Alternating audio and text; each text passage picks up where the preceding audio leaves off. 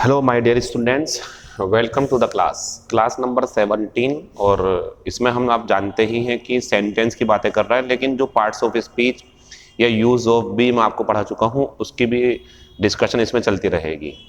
आइए शुरू करते हैं कि कहाँ किस तरीके से गलती हो सकती है, क्यों हो रही है। क्वेश्चन नंबर पहला। अच्छा, एक चीज़ और कोशिश की जा रही है कि इसमें इस तरीके के क्वेश्चंस आपसे पूछे जाएं जैसे कि एग्जाम पेपर में पूछे जाते हैं। दो फायदे होंगे, प्रैक्टिस भी होगी और जो एक अंदाजा है कि इस तरीके के क्वेश्चन आएंगे वो भी इसमें हो जाएगा। क्वेश्चन नंबर पहला है हमारा क्यारा, और पता होना चाहिए आपको कि जो क्यारा आडवाणी और सिद्धार्थ मल्होत्रा है, इनकी शादी भी होने वाली है। तो ये क्यारा कह सकते हैं कि वही है, उसी की बात कर रहा हूं मैं। तो क्यारा, फिर ओट आया, फिर टू आया, फिर नॉट आया, फिर हैव आया, फिर मैन वर्ब आई। तो यानी कि ये पूरी जो है इतनी, ये हेल्पिंग वर्ब है। और हेल्पिंग वर्ब जब इतनी लंबी हो और नॉट लगा हुआ दिखाई दे तो रुक के चेक कर लेना कि वो नॉट सही जगह लगा हुआ है या नहीं। तो आपको नहीं पता हो तो मैं बता दूं, ये दो मॉडल हैं, एक यूज्ड टू, एक ought to, कि इन्हें अपने साथ ये टू जो है वो जरूर चाहिए और ये टू इनका दूसरा हिस्सा होता है। मीन्स हेल्पिंग वर्ब का पहला भाग, जैसे विल बी में विल पहला भाग, बी दूसरा भाग। जैसे हैज बीन में हैज पहला भाग, बीन दूसरा भाग। जैसे मस्ट हैव में मस्ट पहला भाग, हैव दूसरा भाग। ऐसे ही ought to में ought पहला हिस्सा हेल्पिंग वर्ब का और टू बाद का हिस्सा। यूज्ड टू में भी ऐसी है, यूज्ड पहला हिस्सा, टू बाद का हिस्सा। और आप जानते हैं कि जब नॉट की एंट्री होती है तो फॉर्मूला है सब्जेक्ट प्लस हेल्पिंग वर्ब का पहला भाग, फिर नॉट अगर लगाना है तो, और अफर्मेटिव बनाना तो आगे चले जाओ, लेकिन निगेटिव बनाना है अगर आपको तो फिर सब्जेक्ट हेल्पिंग वर्ब का पहला भाग, फिर नॉट, फिर टू, फिर जो भी चीज़ है। यानी कि ought to नॉट गलत है। आपको ये नॉट काट के इस पार्ट में गलती मानी जाएगी, बी पार्ट में, बी पार्ट में गलती है और आप इसे सही कर लो इसमें जाकर के। किस में जाकर के आप सही कर रहे हो, इसे छोड़े, आप कहां गलत रखा हुआ था उस पार्ट में गलती है, दूसरे वाले में। तो क्वेश्चन हो गया Kiara ought to not have का कर देंगे, ought not to have signed that movie। Kiara को वो मूवी साइन नहीं करनी चाहिए थी, वो मूवी नहीं करनी चाहिए थी। क्वेश्चन नंबर दूसरा, which of the following sentences is a declarative sentence. निम्नलिखित वाक्यों में से कौन सा डिक्लेरेटिव है। 3 दिन से लगातार ये क्वेश्चन है और आप जानते हैं वो सेंटेंस जो सब्जेक्ट से शुरू हो डिक्लेरेटिव होते हैं। लेकिन एक नई जानकारी आज आपको मिलेगी, इसमें बताई हुई होगी मैंने आपको। वोकेटिव केस से कंफ्यूज मत हो जाना आप। सर वोकेटिव केस क्या है? किसी व्यक्ति का नाम या कोई कॉमन नाउन होगा, फिर कॉमा लगाएंगे वहां पे, तो वो संबोधन करने का एक तरीका होता है। जैसे मैं आपसे कहूं किसी का नाम लेकर के, जैसे रोहन इधर आओ, मैं रुका रोहन पे, रोहन इधर आओ, इंग्लिश में ऐसे बोलूंगा, रोहन कॉमा लगाऊंगा और फिर कम हियर। या मुझे कॉमा नहीं बोलना तो फिर मैं ऐसे बोलूंगा, रोहन कम हियर, रुका ना। ये रुकना जो है मेरा कॉमा लगा करके, ये वोकेटिव केस होता है। और कॉमा नहीं है, डायरेक्ट वर्ब आ गए तो फिर सब्जेक्ट होगा। तो अब देखते हैं कि कहां कहां वोकेटिव केस है। बच्चों देखो, ये हिस्सा जो है ये वोकेटिव केस है, इसे आप इंक्लूड नहीं करेंगे सेंटेंस में। तो सेंटेंस जो है हमारा वो ये है, और ये सेंटेंस इंपेरेटिव है। डैनियल जो लिखा हुआ है वो वोकेटिव केस है, बस उसको पुकार रहे हैं और उसे पुकार के कहना है भाई फूल मत तोड़ो, ये है मेन चीज, फूल मत तोड़ो। इंपेरेटिव सेंटेंस है, ये आंसर नहीं होगा। तो सर डैनियल क्या है? वोकेटिव केस, पढ़ाया होगा मैंने क्लास में आपको ये। दूसरे पे आते हैं सुवाती, फिर कॉमा लगा हुआ है, यही तो कॉमा का मामला है, ये भी वोकेटिव केस है। तो सर सेंटेंस कैसा है? सेंटेंस इंटरोगेटिव फर्स्ट टाइप है, ये सब्जेक्ट है इसका। डू यू लाइक चॉकलेट, क्या तुम चॉकलेट पसंद करते हो? करती हो, स्वाति से बोल रहा है। तो बात आती है सर स्वाति तो सब्जेक्ट है, नहीं, स्वाति वोकेटिव केस है। इसके लिए फिर दोबारा से जो यू आया है वो इसके लिए प्रोनाउन है। तो पूछा उससे स्वाति क्या तुम्हें चॉकलेट पसंद है, इस टाइप से। ये इंट्रोगेटिव फर्स्ट टाइप सेंटेंस है, ये वोकेटिव केस है। अगर ये वोकेटिव नहीं होता बच्चों, सोच के देखो, तो ये जो डू लगा हुआ है स्वाति के हिसाब से डज नहीं होता फिर ये। लेकिन क्यों नहीं हो रहा? क्योंकि सब्जेक्ट स्वाति नहीं है, इसका सब्जेक्ट यू है। स्वाति तो वोकेटिव केस है, आंसर नहीं हुआ अभी। क्वेश्चन नंबर तीसरा, what a nice dress you are wearing, ये एक्सक्लेमेटरी सेंटेंस है।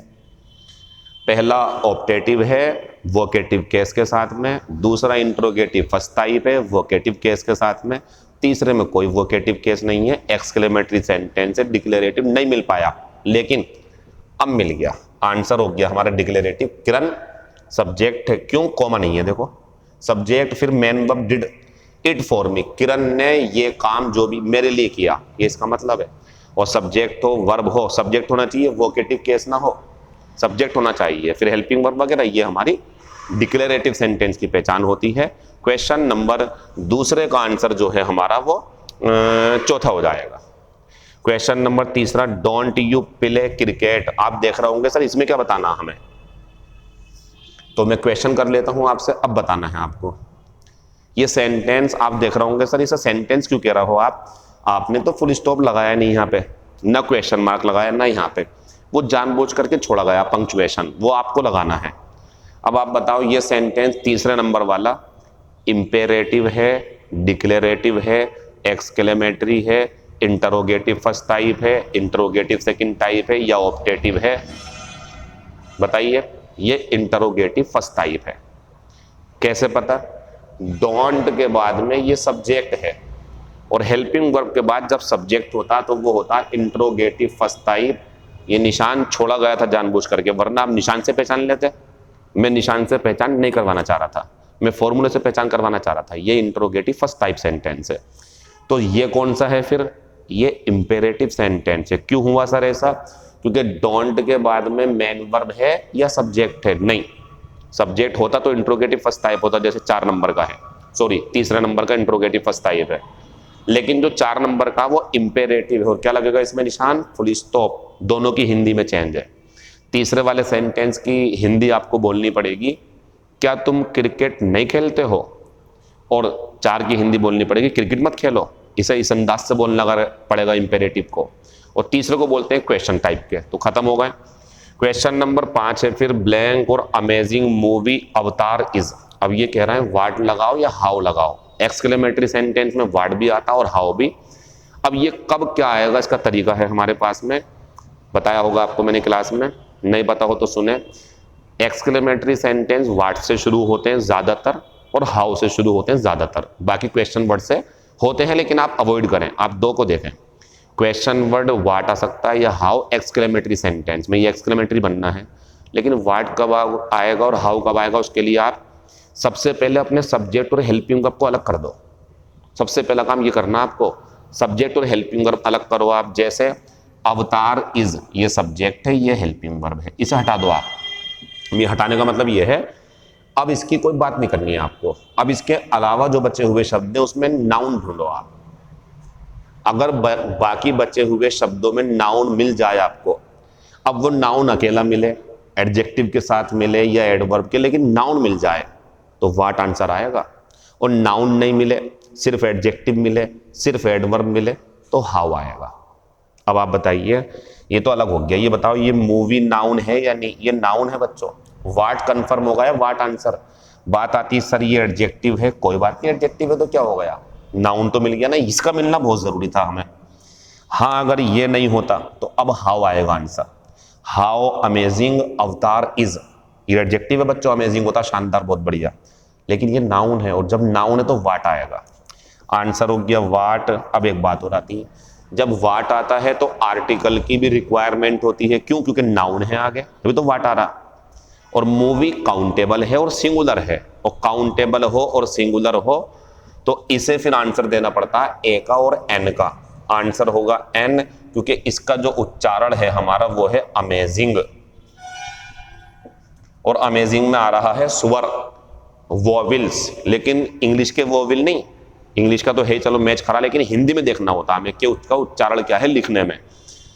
तो आंसर एन आएगा, और आंसर हो गया हमारा कौन सा, तीसरा वाला। तो सुने क्या वजह है, नाउन था, वाट कंफर्म हो गया, अमेजिंग पास में है, इसका उच्चारण देखना पड़ेगा, अमेजिंग का उच्चारण आ है तो एन आ जाएगा, आंसर हो गया तीसरा। कितनी शानदार मूवी है अवतार, ये इसका मतलब है। क्वेश्चन नंबर 5 का आंसर तीसरा हो गया। इसी क्वेश्चन को दोबारा देखना, मान लीजिए अगर मैं इसे ऐसे ना करके ऐसे कर दूं,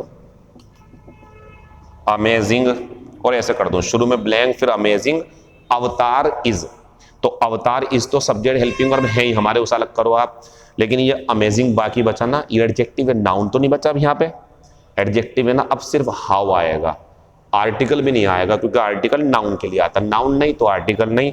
इसका आंसर कौन सा हो जाएगा? हाउ। पहले वाले का आंसर वाट एन था। Question number 6, how careless he is, ये पूछ रहा है ये हाउ क्या काम कर रहा है यहाँ पे। अब आप चेक कर लो कि हाउ सही है या नहीं। तो ये सब्जेक्ट और हेल्पिंग वर्ब अलग कर दिया हमने। ये केयरलेस एडजेक्टिव है, नाउन तो नहीं है, देखो नाउन है ही नहीं, बस केयरलेस है, यानी कि ये एडजेक्टिव है, केयरलेस एडजेक्टिव होता तो ये एडवर्ब होगी, और नाउन नहीं है, इसलिए हाउ सही लगा हुआ है यहाँ पे, आंसर होगा एडवर्ब, क्योंकि ये क्या है हमारा एडजेक्टिव, तो ये क्या है हमारी एडवर्ब। तो दिखने में क्वेश्चन वर्ड लग रहा है ये, लेकिन ये एडवर्ब का काम कर रही है। हिंदी है, कितना लापरवाह है तुम्हारा भाई, या वो कितना लापरवाह है, वो इतना लापरवाह नहीं होना चाहिए, उसे बहुत ज्यादा लापरवाह है वो, ये इसका मतलब है। आंसर हो गया इसका एडवर्ब, क्योंकि ये एडजेक्टिव तो ये एडवर्ब का काम कर रही है। या इसे इंटेंसिफायर भी बोल सकते हैं आप आराम से। अब नीचे आते हैं, एदर ऑफ यू। सबसे पहले मैं ये जानना चाहता हूं, ये जो यू है हमारा, इसे यहां सब्जेक्टिव केस कहूं या ऑब्जेक्टिव केस कहूं? जवाब है ऑब्जेक्टिव केस, क्योंकि प्रीपोजिशन के बाद में ऑब्जेक्टिव केस आता है, तो ये ऑब्जेक्टिव केस है, दिखने में दोनों सेम होते हैं। इससे आपको ये फायदा होगा कि एदर ऑफ दे नहीं होगा, देम होगा, एदर ऑफ वी नहीं होगा, एदर ऑफ अस होगा, ये फायदा है। तो ये ऑब्जेक्टिव केस कहो प्रीपोजिशन के बाद में, ठीक। अब आगे चलते हैं, मस्ट विद। अब मैं आगे बढ़ रहा हूं, मस्ट के बाद में विद, तो मैं रुक गया यहां पे बढ़ते बढ़ते। क्यों रुक गया? मॉडल है, विद आ गया, योर आ गया, मदर हो गया, ये अलग बन गया क्लोज, चूंकि वो अच्छा फील नहीं कर रही, तुम्हारी जो माँ है उन्हें अच्छा नहीं लगा, बीमार है मतलब वो, तो तुम में से किसी एक को, इसका मतलब होता है किसी एक को, दोनों में से, तुम दोनों में से किसी एक को। अब बताओ, मस्ट विद योर मदर या must be with your mother? ये बिना काम वाला सेंटेंस है, इसमें क्या आएगा बच्चों? बी। अब ये सेंटेंस बढ़िया हो गया, हिंदी बन जाएगी, तुम में से किसी एक को अपनी माँ के साथ होना चाहिए क्योंकि उनकी तबीयत ठीक नहीं है। अब मैं आपके सामने खत्म हो गया, एक क्वेश्चन ड्रॉप कर रहा हूं, आपको उसका जवाब देना, और आंसर में जो आप रिप्लाई करते हैं उसमें जवाब दें कि ए, बी या सी या डी, जो भी आपको आंसर लगे। आप क्वेश्चन लिखेंगे पूरा, अगर आंसर लिखेंगे तो भी ठीक है, या ऑप्शन भी बता सकते हैं, ए या बी या सी या डी। तो आज का जो क्वेश्चन है हमारा वो ये रहा।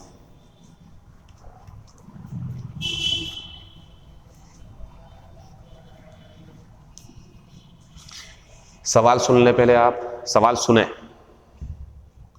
4 ऑप्शन हैं, आपको बताना कौन सा सेंटेंस ऐसा है जिसमें लिंकिंग वर्ब है। 4 ऑप्शन दूंगा, एक में लिंकिंग वर्ब होगी, वो आंसर होगा जो आपको लगे, बाकी 3 को छोड़ देना आप, एक्शन वर्ब होंगी उसमें। तो मेरा सवाल है, निम्नलिखित 4 ऑप्शंस में से किसमें लिंकिंग वर्ब है? क्वेश्चन नंबर पहला, ही वाज डांसिंग, क्या ये लिंकिंग वर्ब है? आपको लगे तो आप ऑप्शन ए कर दें, नहीं है तो छोड़ दें। ही प्लेड केयरलेसली, क्या ये लिंकिंग वर्ब वाला सेंटेंस है? लग रहा हो तो आंसर लगा दो, बी नहीं है तो छोड़ दो। सी, ही वाज अपसेट, आपको लग रहा हो कि ये लिंकिंग वर्ब वाला सेंटेंस है तो ऑप्शन सी लगा दो, वरना छोड़ दो, डी पे आ जाओ। ही किल्ड ए मॉस्किटो, अगर आपको इन चारों में कोई एक लिंकिंग वर्ब, एक में ही है किसी में लग रही है, तो वो ऑप्शन का आंसर दें, बाकी बातें आपसे कल होंगी, मैं आपके रिप्लाई करूंगा करेक्ट और incorrect. Thank you, see you tomorrow.